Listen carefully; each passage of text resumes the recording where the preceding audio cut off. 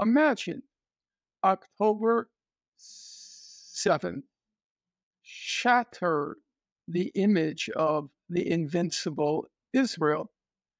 And suddenly it dawned on a large number of people that there is a military option against Israel.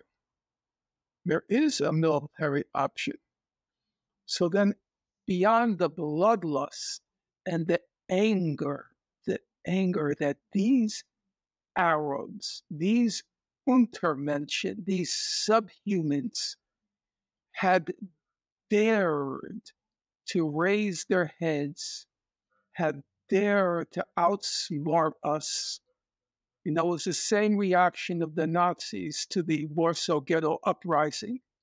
They were so incensed, so inflamed. These Jews resisting. And what did they do? They went in, they flattened Warsaw. So there is that element, and I don't want to deny it, what I would call bloodlust, but also anger at the anger of the Übermenschen against these Untermenschens who had raised their heads.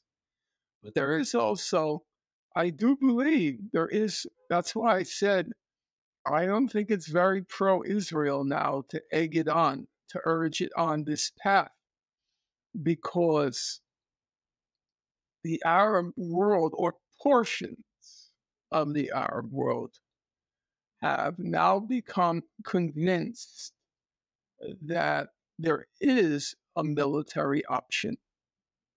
Namely, Israel is not the invincible state that people imagined it to be. Just yesterday, I was reading an article I think it was Haaretz, but don't quote me on it. I think it was, or another periodical, by a fellow named Chaim, Chaim, Levinson, Levinson. I think he sometimes writes for the Times, because I've noticed his byline. I'll assume, but I could be wrong, it's the same person. And he said, well, we always brag about, he's Israeli, we always brag about our army being the strongest in the world. We're the toughest in the world. And then I was surprised. He said, in fact, we have a very mediocre army. It's the truth. I knew that. Israel, the head of Hezbollah, Syed Nasrallah, he said in one of his post-October 7th speeches, he says, the only thing Israel is capable of is carrying out massacres. And that's true. Israel can only carry out high-tech massacres. It does not have a fighting force anymore. I don't particularly blame them. They're like you. You're a young man. You have a beautiful home. No, it's true. You're a young man. You have a beautiful home. You're attending Stanford University. You have a whole future ahead of you. You are, assumed from comments you made in passing, you're secular in your mental orientation. Do you want to die in a war? No, not really. No. And that's most Israelis. Now, they're willing to go in after Israel has demolished everything, like now they're in the north, a part of Gaza. Israel has pretty much demolished everything. They go in, wreck everything. And so, yes, some of them are going to die, but not many. I think the current number is 168 Israelis. And I think that number includes the number who were killed on October 7th, combatants who were killed, when people who are technically military people, when the outbreak from Gaza occurred. So they're not a fighting force because they don't want to die. They don't. On the other side, well, first of all, it can't come as a surprise that young men born in a concentration camp and who had no future except to die in that concentration camp, that they were willing to die. That doesn't come as a shock to me. If you grow up, you're born in Gaza, the concentration camp, the expression concentration camp to describe Gaza was already in 2004 by Israel's head of the National Security Council, Giora Island. Your listeners can check for themselves. They just have to Google Giora, Giora Island, Eiland, and then put in March 2004. Already, he back then was describing Gaza as, I'm quoting him, a huge concentration camp. Now, bear in mind, it's about 20 years ago. Most of the people who burst the gates of Gaza on October 7th, they were young men. They had been born in a concentration camp. And as of October 7th, they didn't see any future. They just saw, like our Nat Turner, the slave in 1831. He was a very bright young man. He happened to have been very religious, like Hamas, extremely religious guy, fanatic, you could say. It's fair enough. I think just the religion is just a way to express who you are. You're using maybe a religious language, but it's a normal human aspiration. Nat Turner was an extremely smart guy. Every white person, every black person who met him said, this guy is very, very smart. He was highly literate. And he faced the prospect, here I am, a very smart guy, but for the grace of God, I could have had a beautiful life. I was born black. I'm going to be a slave the rest of my life. When that dawns on you, that you have every right to experience life's happiness, or at least to aspire to experience it, and you have every right as anybody else, and it's denied to you because of this fluke that you were born black, or you were born in a concentration camp.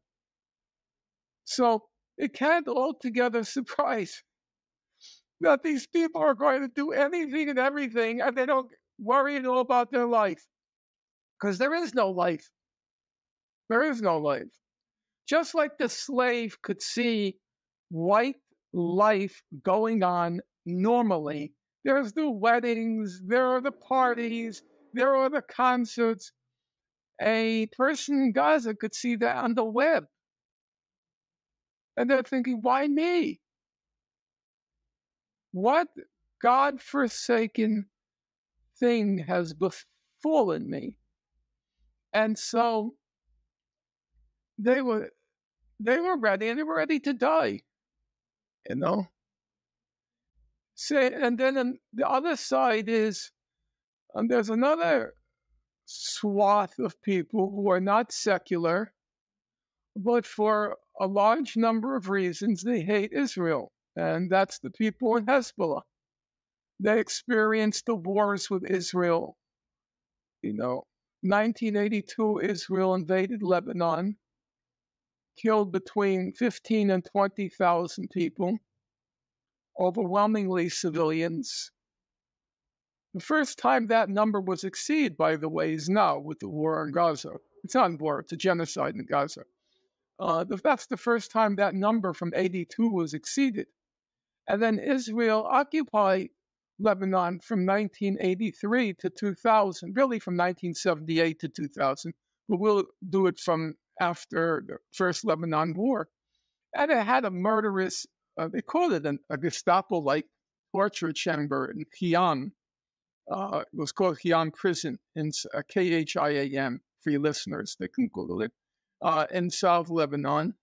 So those people are filled with such anger and rage, and they believe they have religion on their side.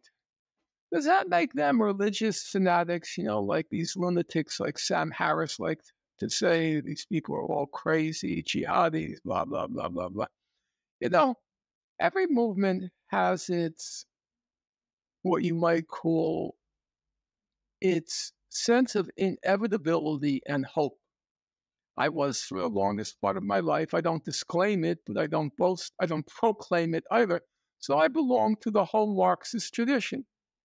And the whole Marxist tradition was resolutely secular, but It believed that the forces of history were on its side, that history was moving in its direction. That's not much different than a religious belief. Now, I recognize that Marxists will say it's grounded in secular facts, but the sense of you have history on your side is, I think, common to both religious and secular political movements. Now, we take Martin Luther King. He says the arc of history is long, but it bends towards justice. Now, admittedly, Martin Luther King was a religious person, but that's also a secular belief. It's also a secular belief. Look, the secular belief, the old Enlightenment view of progress. The overall, Professor Chomsky, who was a secularist for sure, he'd never rejected the Enlightenment view. He would say, well, if you look back, he says, in general, you'll see progress. You'll see progress. So the Hezbollah, it believes that history is on its side, and like the secular communist movement, willing to give their lives for their cause, for their ideology, whatever you want to call it. And that's not true of Israelis anymore. It's just not. If you were to ask me, what caused that intelligence failure on October 7th, that catastrophic, colossal, disastrous intelligence failure? You know what my answer would be? I know you're not going to, you'll think I'm being facetious. I'm absolutely not. I see young people. Young people cannot last for 30 seconds without looking at their iPhones, without being on their social media. I think those guys half the time are like this, because I see it with the young people. They're supposed to be doing intelligence, but they're in front of a computer. Well, what do you think they're doing if they're in front of a computer? Like this. The other side is not like that. I know, I've met them. There is a determination, a tenacity, a focus that is, dare I say, terrifying. So when Chaim Levinson said, in fact, we're a very mediocre army, it's not the question of the technology. Obviously, they have a cutting-edge technology. Of that there can be no doubt. They're no longer a fighting force. They're a murder force from the air. They can commit, Said Nasrallah is absolutely correct. They're quite effective at committing massacres. But in the conventional sense of what it means to be an army, combat, ground troops, no. And I don't fault them. I'm not that kind of person. Would I want to give my life for a cause? I wish I find the strength if and when the moment of truth comes. But I cannot say I'm confident. But I met the people in Hezbollah, the fighters, because I toured the South once. Oh, no, there was no question. That's why Israel never wants to tangle with the party of God. It's no joke. So, the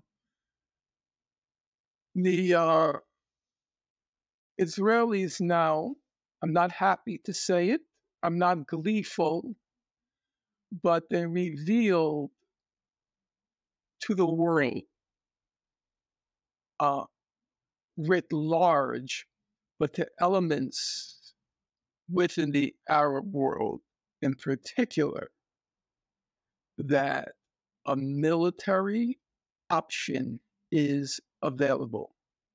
I'll just give you one last anecdote.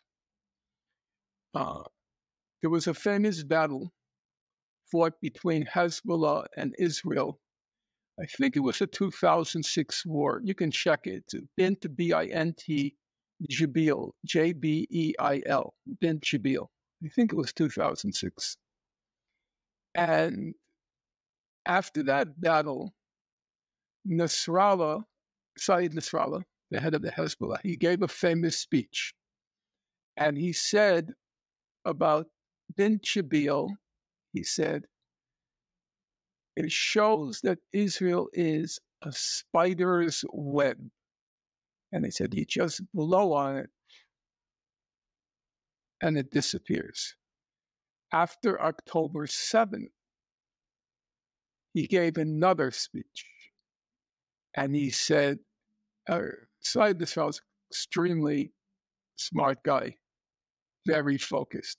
He's like a Muslim version of Lenin, Vladimir Ilyich Lenin. Yes, he is. And he said, I don't want to brag, I don't want to boast, I don't want to gloat.